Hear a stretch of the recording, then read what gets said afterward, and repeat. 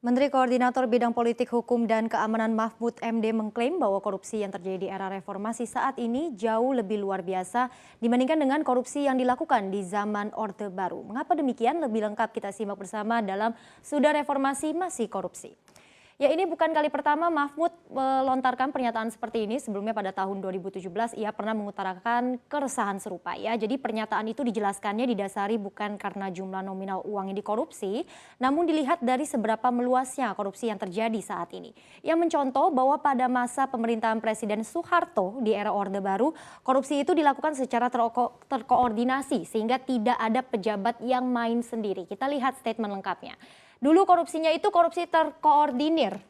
Di dalam disertasi saya pada tahun 1993 ini mengungkapkan kalau pemerintah ini membangun jaringan korporatisme sehingga semua institusi ini dibuat organisasi. Nah, di sini organisasi yang dimaksud katanya adalah organisasi yang dibuat seperti organisasi petani dan juga pedagang pasar. Bahkan lebih lanjut, Mahfud ini juga memberikan contoh kondisi real saat ini sebagai perbandingan di mana korupsi yang dilakukan secara sendiri-sendiri per individu. Disebutkan bahwa sekarang lihat ke DPR korupsinya sendiri, MA korupsinya sendiri, MK hakimnya korupsi, kepala daerah DPRD ini semua korupsinya sendiri-sendiri. Lantas apa alasannya? Karena apa? Katanya atas nama demokrasi. Sesudah demokrasi maka bebas melakukan apa saja, pemerintah tidak boleh ikut campur, jadi demokrasinya juga semakin meluas. Nah, selain itu praktik korupsi zaman sekarang disebutnya juga banyak terjadi sebelum anggaran pendapatan dan belanja negara atau APBN ini diketok alias disahkan.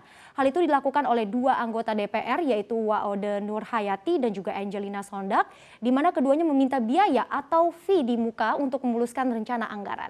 Nah, kemudian kita lihat di slide berikutnya.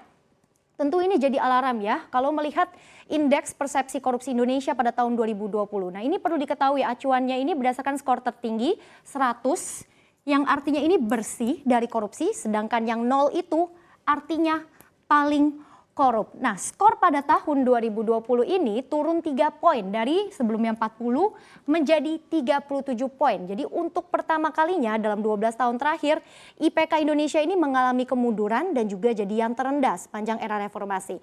Nah, kita lihat sebelumnya dalam beberapa tahun ini memang bisa dikatakan skor IPK tidak mengalami kemajuan yang signifikan. Tidak seperti pada tahun 2002. Sejak KPK berdiri, skor IPK hingga tahun 2017 ini bisa kita lihat menanjak hingga sekitar ada 18 poin.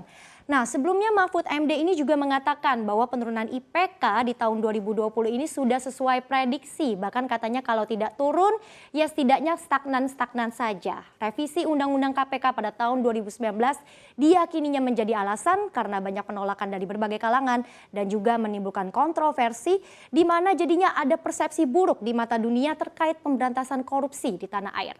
Apalagi kalau kita berkaca juga ya dari Indonesia Corruption Watch. Ini melaporkan nilai kerugian negara akibat korupsi ini justru cenderung naik dalam beberapa tahun terakhir. Pada 2017 kerugian negara ini akibat korupsi tercatat sekitar 6,5 triliun rupiah meski sempat turun di 5,6 triliun pada tahun 2018 namun ini naik lagi jadi 8,4 triliun pada tahun 2019. Bahkan kerugian negara kembali melonjak hingga 121,4% menjadi 18,6 triliun pada tahun 2020. Sedangkan kasus yang ditindak ini justru cenderung mengalami tren penurunan dari 2017 hingga 2019 walaupun demikian jumlahnya ini memang meningkat. 63,8% menjadi 444 kasus dengan 875 tersangka pada tahun 2020. Nah, menurut ICW, persoalan tersebut ini mengindikasi kalau pengawasan pengelolaan anggaran oleh pemerintah yang semakin lemah setiap tahunnya, padahal korupsi ini kan berkorelasi negatif dengan tingkat pertumbuhan ekonomi. Jadi pastinya ada dampak ekonomi juga yang ditimbulkan akibat korupsi. Nah, pertama sudah pasti lesunya pertumbuhan ekonomi dan investasi. World Economic Forum menyebut faktor utama yang membuat investor sulit sekali menaruh kepercayaan menanamkan modalnya di Indonesia adalah praktik korupsi. Hal ini berdasarkan pada pemahaman bisnis di mana ketika maraknya praktik korupsi terjadi, maka ini akan berimbasnya pada profit, produksi, dan distribusi. Lalu yang kedua, Menurunkan pendapatan negara dari sektor pajak. Nah, saat ini saja penurunan pendapatan dari sektor pajak dan tax ratio Indonesia masih tertahan di angka 11,6%. Hal ini lagi-lagi diperparah dengan kenyataan bahwa banyak pegawai dan pejabat pajak ini yang juga korupsi. Ketiga, meningkatnya utang negara. Nah, ini dia, korupsi mengakibatkan adanya defisit alokasi anggaran yang telah ditetapkan pemerintah, dan ini tentu menyebabkan pemerintah harus menutupi defisit dengan meningkatkan hutang luar negeri. Sebenarnya hutang ini merupakan hal yang biasa saja digunakan untuk hal-hal yang produktif, namun tetap saja akan terjadi dampak ekonomi yang besar apabila hutang negara yang kian membengkak ini digunakan untuk menutup defisit dan juga dikorupsi lagi. Nah, tercatat posisi ULN pada akhir triwulan 1 2020 saja ini sudah mencapai 415,6 miliar dolar pada tahun 2021, triwulan 1 tahun ini. Posisi ULN tersebut melonjak 12,4% secara tahunan.